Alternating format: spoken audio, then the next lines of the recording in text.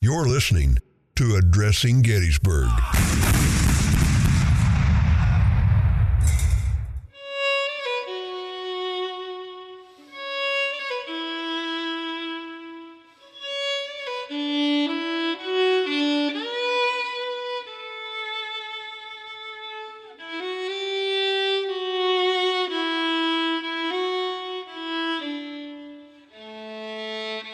The Battle of Gettysburg can trace its origins back to September of 1862, when Robert E. Lee audaciously led his Army of Northern Virginia on an invasion of the North. Since taking command in June of 1862, Lee had beaten back Major General George B. McClellan's Army of the Potomac and secured the Confederate capital of Richmond during the Peninsula Campaign. He then moved to Northern Virginia, where he thrashed Major General John Pope's Union Army of Virginia in August at the Battle of Second Manassas. After this victory, Lee strategically chose to keep his aggressive momentum going rather than settle into a defensive posture around Richmond. So he turned his attention to Northern territory, specifically Pennsylvania, probably Harrisburg. This, Lee knew, would draw the Union Army out of Virginia.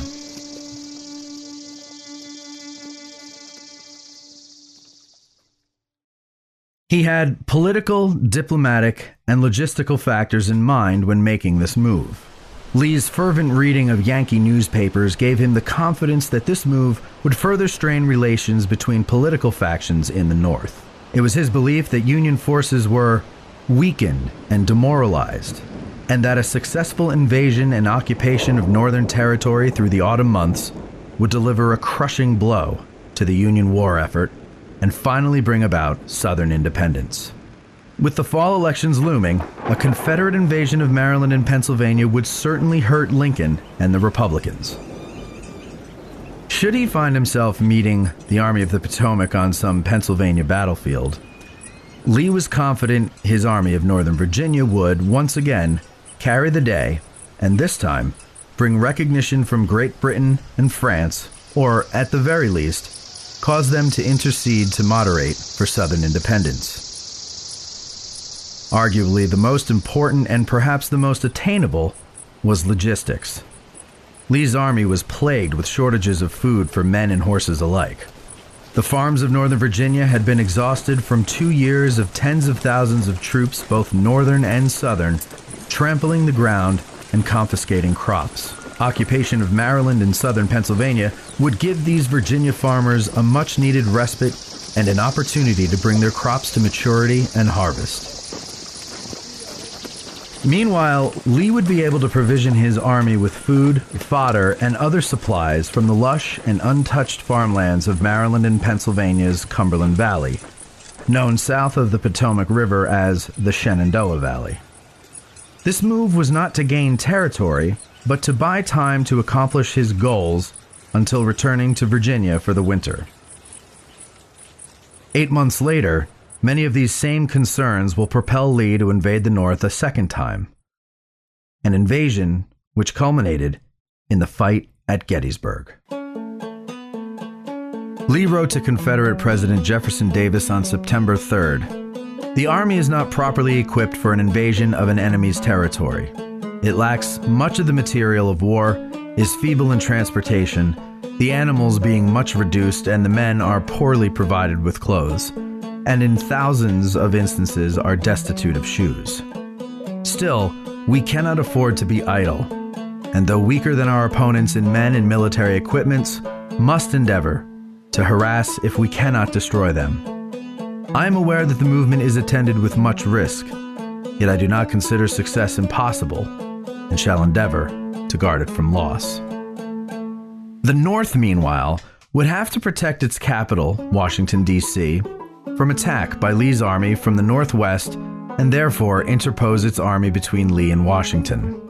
Lee had hoped that thousands of Marylanders would rush to join the cause and swell his ranks, and he had good reason for such hopes. In 1861, riots broke out in Baltimore. Members of the state legislature and Baltimore's mayor had been imprisoned for several weeks. Habeas corpus had been suspended, and thousands of Marylanders wondered if those civil rights that they had left would withstand the duration of the war. Lee, like many Southerners, believed Maryland only remained in the Union at the point of a musket, rather than out of loyalty. On September 8th, Lee issued a proclamation to Marylanders stating, "The people of the Confederate States have long watched, with the deepest sympathy, the wrongs and outrages that have been inflicted upon the citizens of a commonwealth allied to the states of the South by the strongest social, political, and commercial ties." Lee had divided his army and spelled out where each wing was to go with Special Orders Number 191. Lieutenant General Stonewall Jackson's men were tasked with taking the arsenal and garrison at Harper's Ferry, West Virginia. The rest of the army was to fall back from the Frederick area to Hagerstown. On September 13th, a Union corporal outside of Frederick, Maryland, came across a bundle of cigars wrapped in paper. Excited to find some cigars, the corporal almost discarded the paper until he noticed writing on it. It was a copy of Robert E. Lee's Special Orders Number 191. The orders made its way up the ranks to McClellan, who famously said, "Here is a paper with which, if I cannot whip Bobby Lee, I will be willing to go home."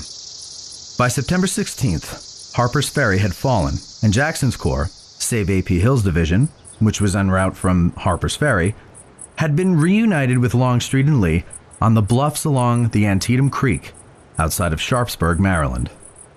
Early that misty morning, Confederate guns opened fire from the high ground northwest of town.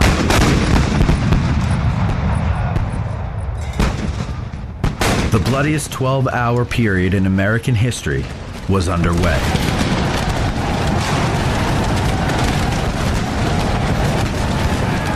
When it was all over, 23,000 Americans would be killed, wounded, or missing. The Battle of Antietam is considered a draw, and Lee withdrew his army back into Virginia. Lee's first invasion of the North had ended.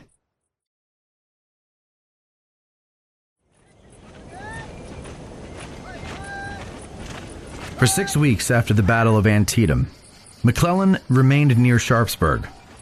During this time, Lincoln tried to persuade, coax, cajole, threaten, and argue with McClellan to move his army in pursuit of Lee.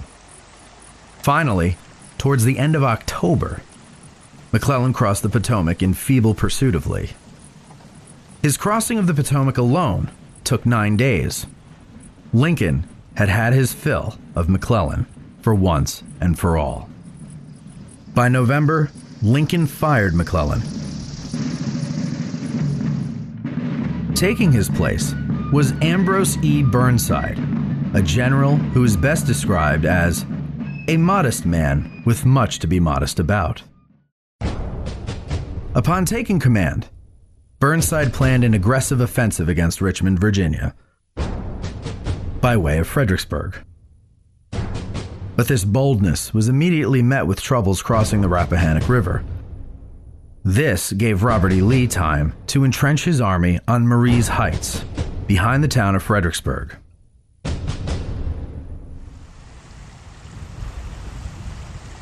By December 11th, construction of the pontoons had begun.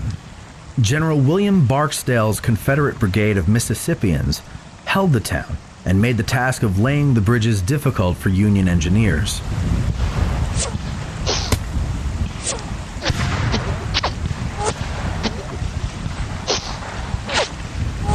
Union artillery opened on the town to quiet Barksdale's sharpshooters to little effect.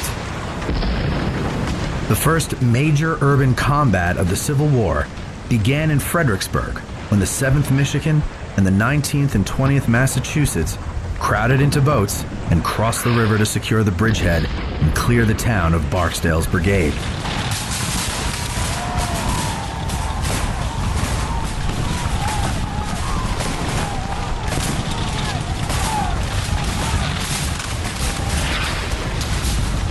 Over 5,000 rounds of artillery ordnance were expended in the effort. Fighting through the town was street to street, with some Confederates surrendering while others continued the fight. By nightfall, Fredericksburg was occupied by 4 Union brigades. Looting was rampant. Naturally, many Confederate soldiers were Virginians, and their anger readied them for the battle they knew would come. Even many Union soldiers were appalled by such wanton disregard for private property. Surprisingly, with all the violence and destruction in the town of Fredericksburg, only an estimated 4 civilians lost their lives. On December 13th, Burnside ordered the battle begin. The Confederate right, held by Stonewall Jackson's 40,000 men, was attacked by Major General George Gordon Meade's 4,000-man division.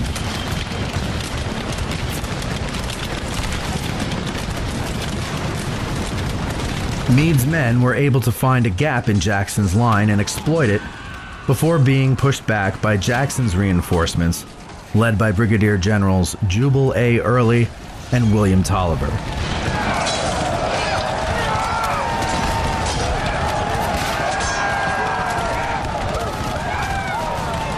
When Meade sent an aide to fellow division commander Brigadier General David Birney for assistance, Birney refused, citing that he did not work for Meade and they weren't even members of the same corps.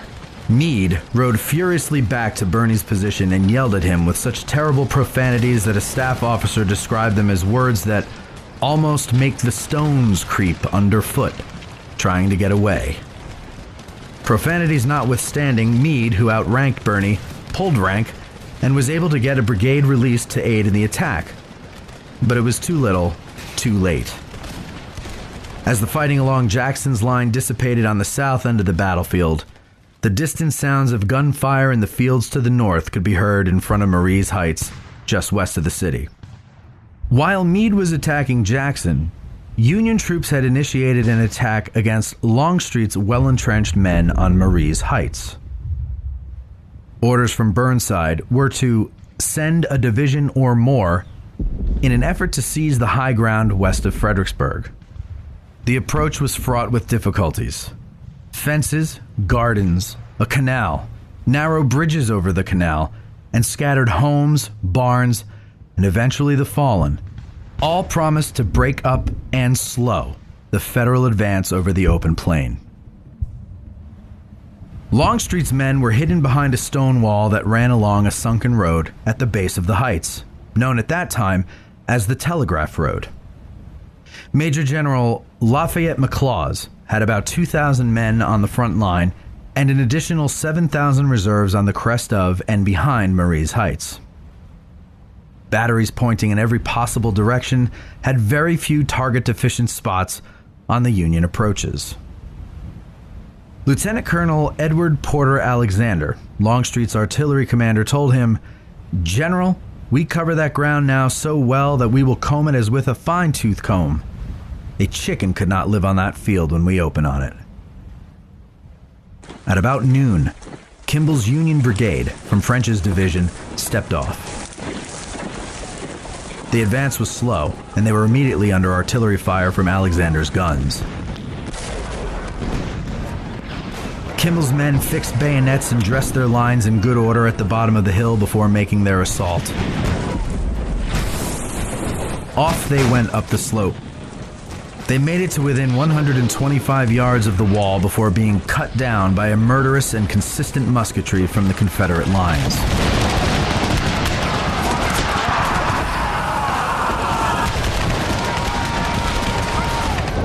Then came more brigades, one after another, each one with soldiers bent forward as if walking into a blizzard, each one stepping over other boys in blue, each one slipping on ground made muddy and slick by the blood of their fallen comrades. Next, Major General Winfield Scott Hancock's division emerged to suffer the same fate as French's. The Irish Brigade, commanded by General Thomas Francis Marr, was first to go up.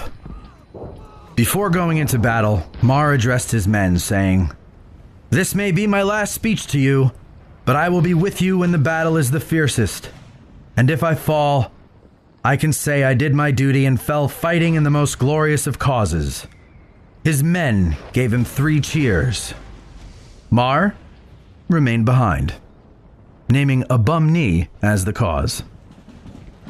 On the order, shoulder arms, right face, forward, double quick march, the Irishmen raced towards the enemy. Immediately they came under artillery fire. One well-placed Confederate shell exploded among the 88th New York, taking out 18 men. After splashing through the canal at the bottom of the hill, the order, "Attention," rang out through the ranks, followed by "Fix bayonets." One Union officer remembered, "As this was being done, the clink-clink of the cold steel sounding along the line made one's blood run cold." Marr gave the order to advance at the double quick, and with a yell, the Irish Brigade moved across the plain and up the slope of Marye's Heights. Opposing them, behind the wall, were fellow sons of Erin in the 24th Georgia of Cobb's brigade. "Oh God, what a pity! Here comes Marr's fellows," a member of the 24th lamented. "Give it to him now, boys," the 24th commander yelled. "Now's the time, give it to him." The Confederate line opened fire with a galling sheet of flame. Still, the men of the Irish Brigade pressed on, ignoring the carnage around them. While Holland added, no cheers or wild hurrahs as they moved towards the foe. They were not there to fight, only to die. The brigade made it to within 50 yards of the Confederate wall, resembling a mob more than a military unit. It managed to squeeze off a few rounds before retreating back down the hill. The Irish Brigade suffered 45% casualties, including 14 of its 15 field officers. Only one colonel, Colonel Patrick Kelly, survived unscathed. By day's end, Burnside sent 7 Union divisions against Marye's Heights, 1 brigade at a time, making a total of 14 individual charges, each of which failed, costing the United States Army around 7,500 casualties. The total Union casualties in the Battle of Fredericksburg were well over 12,000. Confederate losses at Marye's Heights totaled around 1,200, and their total losses in the battle were just over 5,000. General Longstreet wrote, "The charges had been desperate and bloody, but utterly hopeless." 6.5 months later, on Cemetery Ridge at Gettysburg, Hancock's Union soldiers would be behind a wall as Longstreet's men marched across open fields. During that cold December night on the fields leading to Marye's Heights, thousands of Union soldiers were pinned down by Confederate fire, unable to move or assist the wounded. No one seems to have captured the scene in a more moving way than the lieutenant colonel of the 20th Maine Regiment, Joshua Lawrence Chamberlain.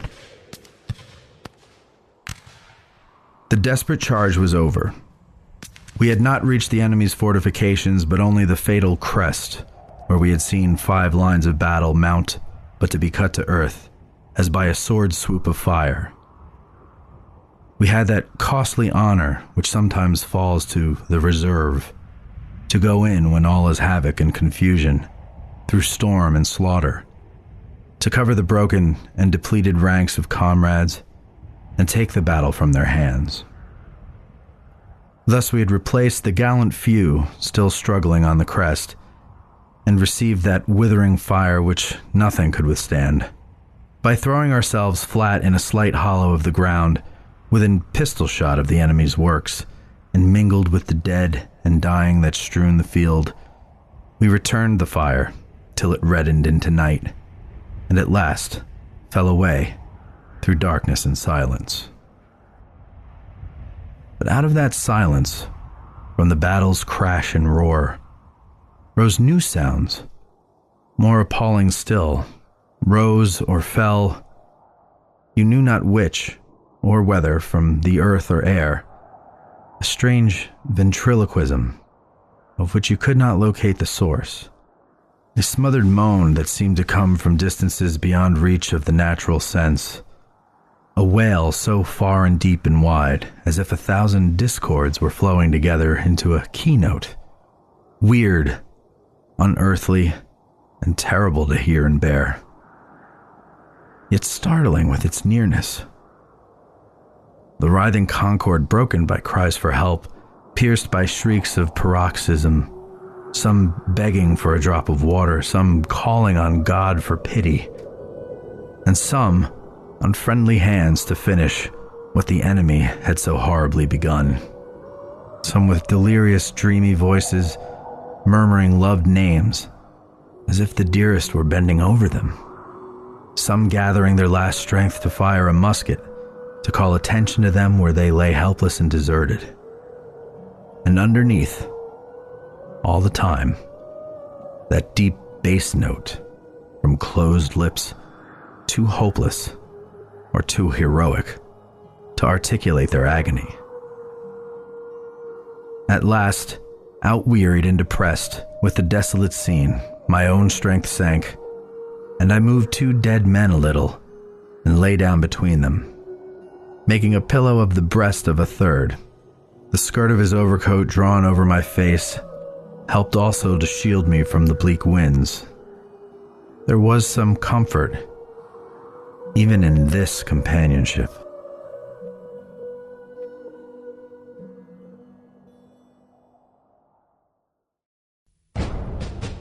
By December 15th, Burnside had called off the attacks and withdrew across the Rappahannock. He blamed his subordinates for the failure of the attacks. Upon viewing the destruction done to the city of Fredericksburg, a member of Stonewall Jackson's staff asked what could be done about this kind of barbaric behavior. Jackson simply replied, "Kill 'em. Kill 'em all." Fredericksburg was a massive failure for Burnside and plunged Union morale to a new low. As 1862 came to a close, Lee congratulated his troops on a job well done for the year, but warned them that their work is not yet complete and that the enemy, or those people, as Lee often referred to the Union Army, had outproduced them in manpower, materiel, and treasure. In January 1863, after the Federal defeat at Fredericksburg, Major General Ambrose E. Burnside sought to restore the Army's morale by crossing the Rappahannock River at Banks's Ford 2 miles south to attack the rear of Robert E. Lee's army. The march began on January 19th. That night, a warm front thawed the frozen roads with 48 hours of pouring rain. Confederates across the river taunted the sodden Federals with large signs. "This way to Richmond," and perhaps the most humiliating, "Burnside stuck in the mud," painted on a barn roof. One Confederate yelled across the river, "Say, Yanks, we'll be over in the morning and haul your guns out of the mud for you." Burnside canceled the march on January 23rd, and 2 days later, President Abraham Lincoln replaced him with Major General Joseph Hooker, the third man to command the Army of the Potomac in 3 months.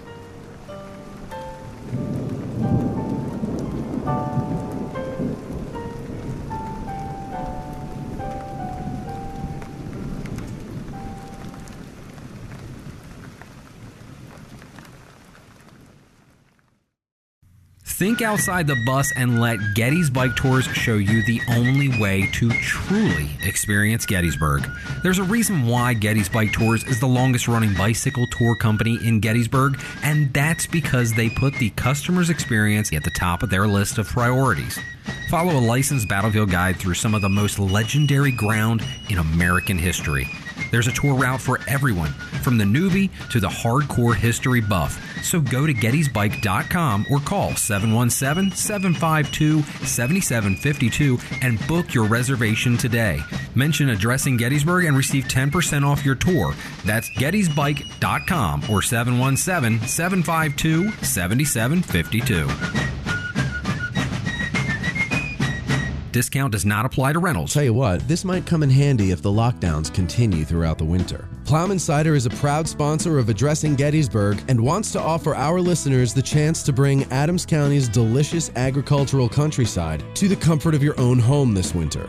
Grown and fermented on Plowman's 7th-generation family farm, their heirloom and bittersweet apple varieties create ciders that would have been familiar to our ancestors but will be new to your modern taste buds. You can get Plowman cider on Gettysburg's historic Lincoln Square at their tap room or have it shipped to your home by visiting plowmancider.com. Addressing Gettysburg listeners can use the coupon code CIDERPOD at checkout to enjoy 15% off your order. So put a taste of Adams County in your glass this winter with Plowman Cider. Go to plowmancider.com and use promo code CIDERPOD for 15% off. That's PLOUGHMANCIDER.com. You must be 21 years of age and shipping is subject to your state's regulations. Do you have a local business in Gettysburg? Do you want to reach people who are itching to visit us, but don't know exactly where to stay, where to eat, or what to do while they're here? Well, then you should consider advertising on Addressing Gettysburg. You can reach thousands of Gettysburg enthusiasts per month who are within a 4 to 8 hour drive of us, as well as all over the world. Reach them where they are before they're already in town. This is the more affordable and more 21st century way to advertise. So contact us at advertise@addressinggettysburg.com for more information. That's advertise@addressinggettysburg.com.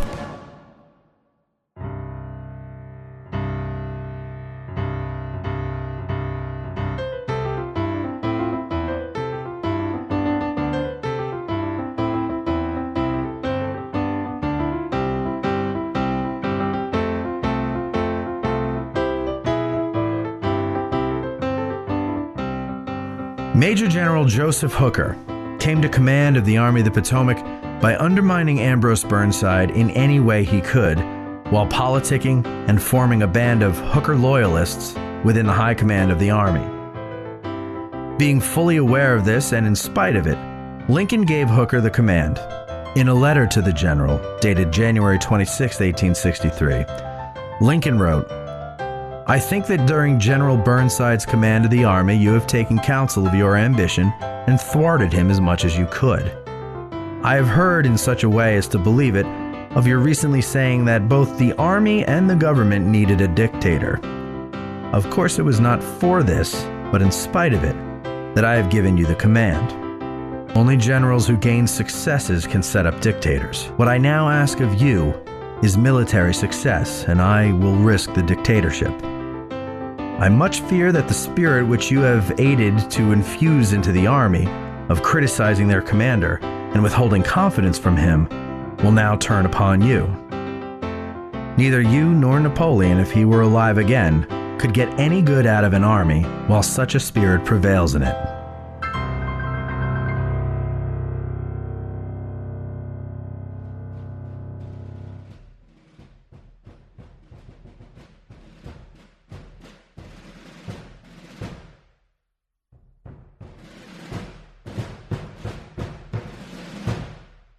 For all his bombast, Fighting Joe Hooker played a crucial role in the evolution and condition of the Army of the Potomac.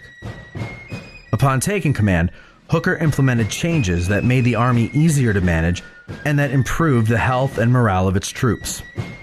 The Grand Division organization was done away with and replaced with a simple structure in which each corps reported directly to Army headquarters. The cavalry, which had previously been divvied up among the various infantry divisions, was now organized in its own corps.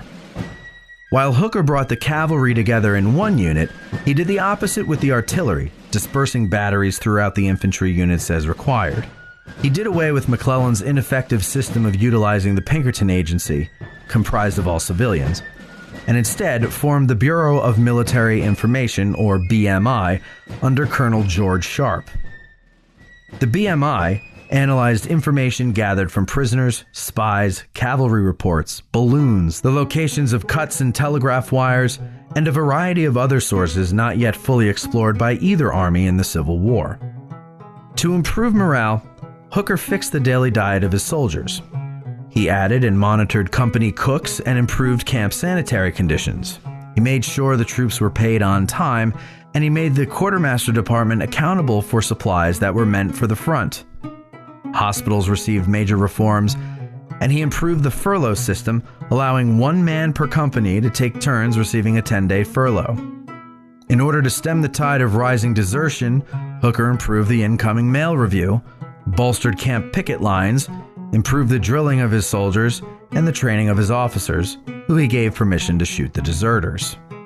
Unit pride was improved by the introduction of the Corps Badge system, designed to make identification of troops in the thick of battle easier. Taps was introduced by the new Chief of Staff, Daniel Butterfield. The song was a slight modification of Tattoo, a song written by General Winfield Scott in 1835. All of these things will help the Army of the Potomac turn into the fighting force it had become by the time of the Battle of Gettysburg. But that was still months away. Hooker boasted, "I have the finest army on the planet. I have the finest army the sun ever shone on. If the enemy does not run, God help them. May God have mercy on General Lee, for I will have none." Joe Hooker was plotting and planning a great campaign that would take his army across the Rappahannock yet again, but this time not straight at the city of Fredericksburg. Instead, Hooker would hold a portion of his army, under Major General John Sedgwick at Falmouth, across from the city, while marching the remainder north to swing down on Lee's flank. Lee, on the other hand, had sent almost half of his army away on a foraging mission under the command of Lieutenant General James Longstreet. This had to be done because the Confederate Army was always plagued by shortages of food, clothing, and other supplies and equipment. Remaining with Lee were the men of Stonewall Jackson's corps and 2 of Longstreet's divisions. Hooker had Lee outnumbered 2-1. Moreover, Hooker had gotten his army safely across the Rappahannock and Rapidan rivers and on Lee's flank. All that was left to do was crush Lee's smaller army of Northern Virginia and march on down to Richmond. If only it were that easy. Hooker's plan for the spring and summer campaign was both grand and encouraging. First, he would send Stoneman's cavalry deep behind Lee's army to cut railroads and burn bridges in order to cut off his lines of supply and retreat. He hoped, too, that this would distract Lee from the main thrust of his attack, which was to hit him from behind as he focused on Sedgwick's 6th Corps on the other side of the river. Once the outnumbered Lee was crushed, Hooker would march his army to Richmond. If Hooker's plan had such elegance, its execution did not. Stoneman's cavalry raid only met one of its objectives. The flanking march achieved the element of surprise. However, Lee, seemingly undaunted by this envelopment, split his army in 2, sending the bulk under Stonewall Jackson to meet the threat to his rear. Hooker lost his nerve and decided he would await an attack from Lee. Fighting Joe Hooker had given up the initiative.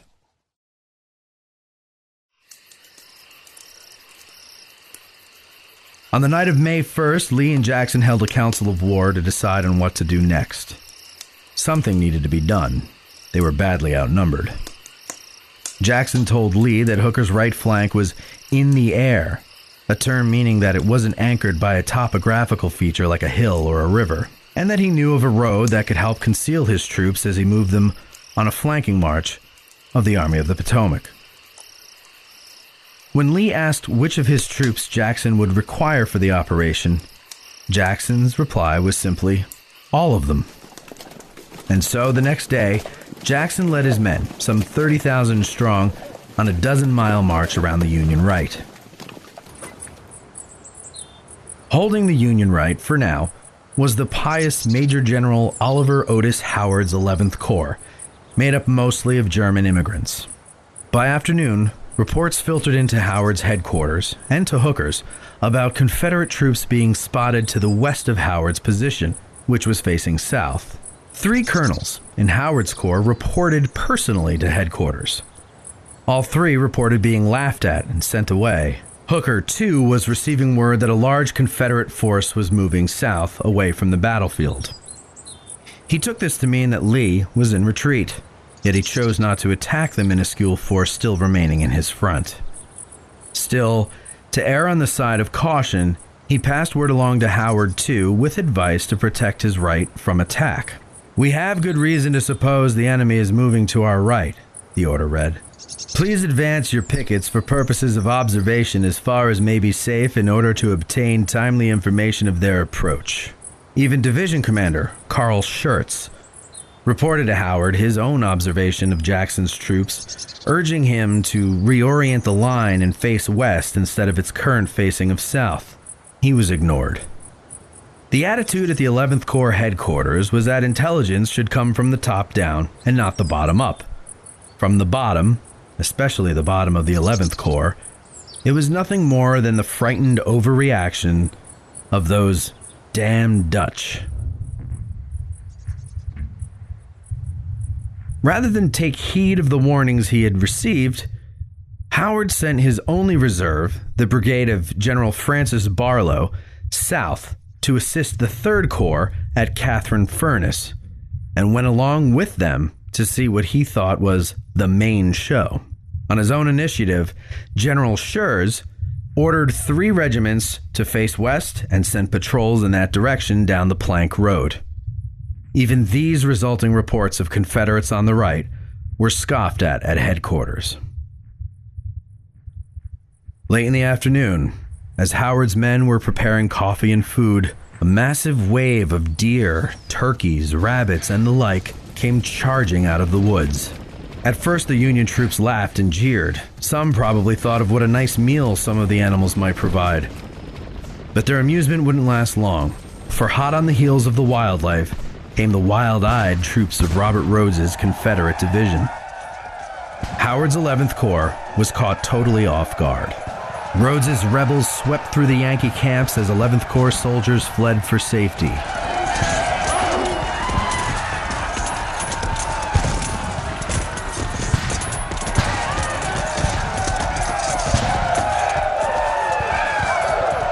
Just 5 Union regiments offered resistance until they too caved to the massive gray wave.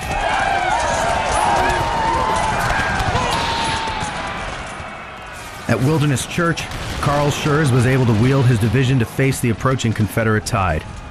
One Union soldier observed, not more than 2 minutes before, Schurz's men were facing south. Now their front was to the west, in unbroken line, shoulder to shoulder, to stem the torrent of men.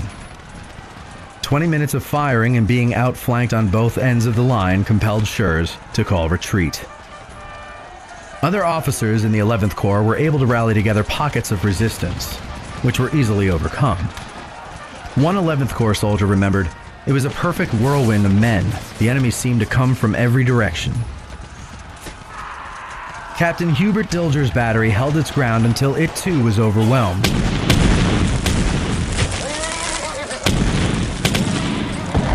This action would later earn him the Medal of Honor. Returning against the steady stream of retreating men, General Howard, mounted on his horse, tucked an American flag under the stump of his arm which he lost in the Peninsula campaign, waved his pistol, and tried to get his men to stop, rally, and stand with him. "Halt! Halt!" he shouted. "I'm ruined! I'm ruined! I'll shoot if you don't stop! I'm ruined! I'm ruined!" One observer determined that Howard was completely confused and bewildered, later adding, "None of us knew or cared where he went." Jackson's men pushed Howard's 11th Corps back nearly 2 miles. A phenomenon known as acoustic shadows kept Joseph Hooker and his headquarters in the dark until the 11th Corps men were upon them. The commanding general and his staff tried to beat their frightened comrades into submission with the flat edge of their swords. It didn't help. And some 11th Corps men were so frightened that they ran clear into the Confederate lines on the other side of the battlefield.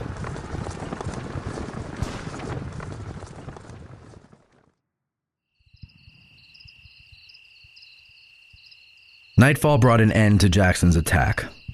Jackson, however, wasn't ready for it to end, and took to taking personal reconnaissance of the enemy's position in hopes of making a rare night attack. Upon returning to his lines, Jackson and his staff were mistaken for enemy cavalry by Confederate pickets and were fired upon.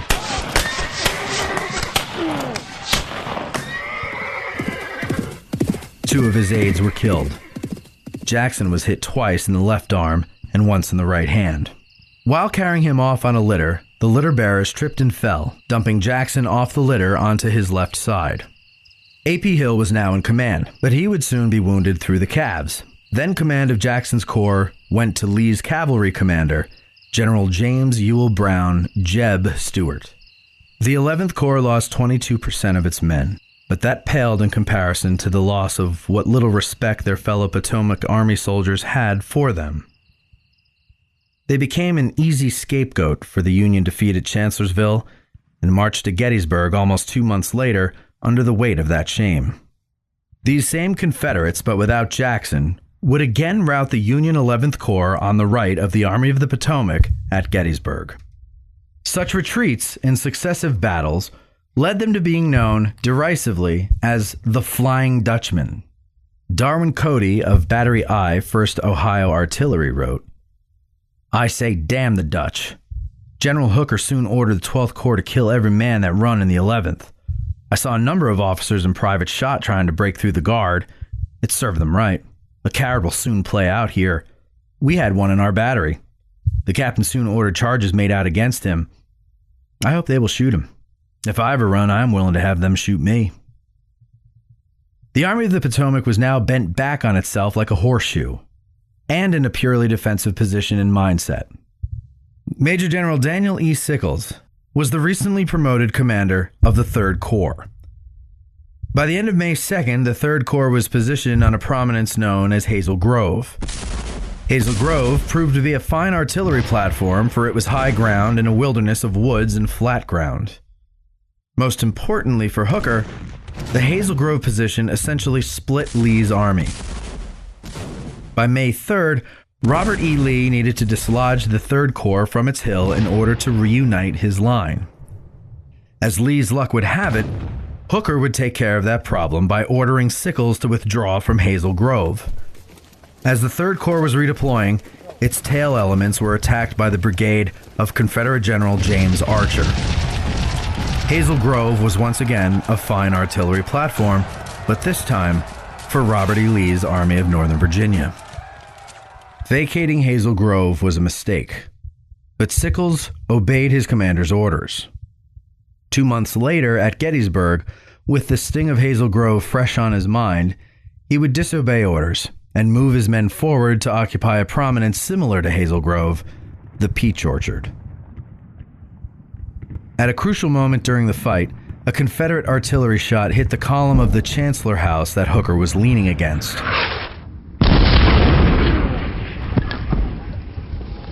He was unconscious for over an hour. Despite having a concussion, Hooker would not relinquish command. By May 4th, Hooker had had enough, and Lee noticed that the Army of the Potomac was making no movements to attack. He felt comfortable enough to send reinforcements to Fredericksburg, where the Union 6th Corps commander Major General John Sedgwick was attacking the scant force Lee had left there. Hooker sent no help or advice to Sedgwick, and soon, Sedgwick retreated back across the river. The Battle of Chancellorsville was over. Hooker's army of roughly 133,000 lost 17,000, or 12% of its force, in killed, wounded, and missing. While there was political fallout and plenty of finger-pointing in the high command of the Army of the Potomac for this failure, Hooker retained his command, and his men still liked him. Outnumbered over 2-1, Robert E. Lee won his perfect battle. Casualties for the Army of Northern Virginia were more than it had taken at Antietam. Of the roughly 60,000 men engaged, over 13,000 were casualties, but that was 21.5%. Arguably, the costliest casualty of the Battle of Chancellorsville was that of Stonewall Jackson. Upon learning of Jackson's loss of his arm, Lee famously said that Jackson has lost his left arm, but I have lost my right. Stonewall Jackson's wounds resulted in the amputation of his left arm. By May 9th, he was in repose at the office of Thomas Chandler's Fairfield Plantation in Guinea Station, Virginia. His wounds were healing much to the satisfaction of his young surgeon, Dr. Hunter McGuire, but along his road to recovery, Jackson had developed pneumonia. Dr. McGuire had consulted other doctors, and Jackson's prognosis was grim. He would die within the day. McGuire wrote, "His exhaustion increased so rapidly that at 11 o'clock Mrs. Jackson knelt by his bed and told him that before the sun went down, he would be with his Savior. He replied, 'Oh no, you're frightened, my child. Death is not so near. I may yet get well.' After a moment's pause, he asked her to call me. 'Doctor, Anna informs me that you have told her that I am to die today. Is it so?' When he was answered, he turned his eyes towards the ceiling and gazed for a moment or two as if in intense thought, then replied, 'Very good. Very good. It is all right.' His mind now began to fail and wander, and he frequently talked as if in command upon the field, giving orders in his old way. Then the scene shifted, and he was at the mess table, now with his wife and child. I offered him some brandy and water, but he declined it, saying, 'It will only delay my departure and do no good. I want to preserve my mind, if possible, to the last.' About 1:30, he was told that he had but 2 hours to live, and he answered again, feebly but firmly, 'Very good, it is all right.' A few moments before he died, he cried out in his delirium, 'Order A.P. Hill to prepare for action. Pass the infantry to the front rapidly. Tell Major Hawks,' then stopped, leaving the sentence unfinished. Presently a smile of ineffable sweetness spread itself over his pale face, and he cried quietly and with an expression as if of relief, 'Let us cross over the river and rest under the shade of the trees.' And then without pain or the least struggle, his spirit passed from earth to the God who gave it."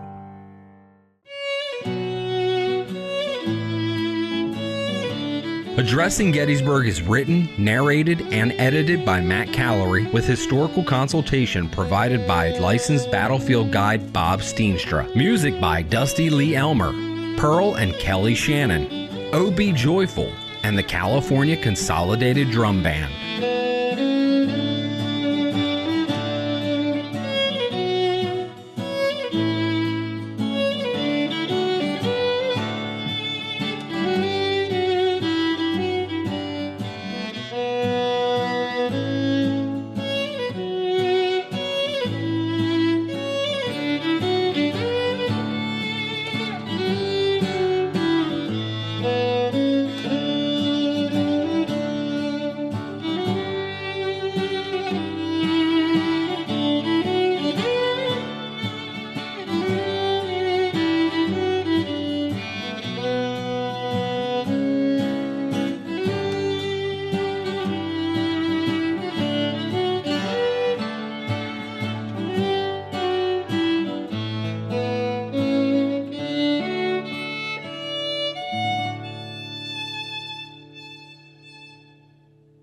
Copyright 2019.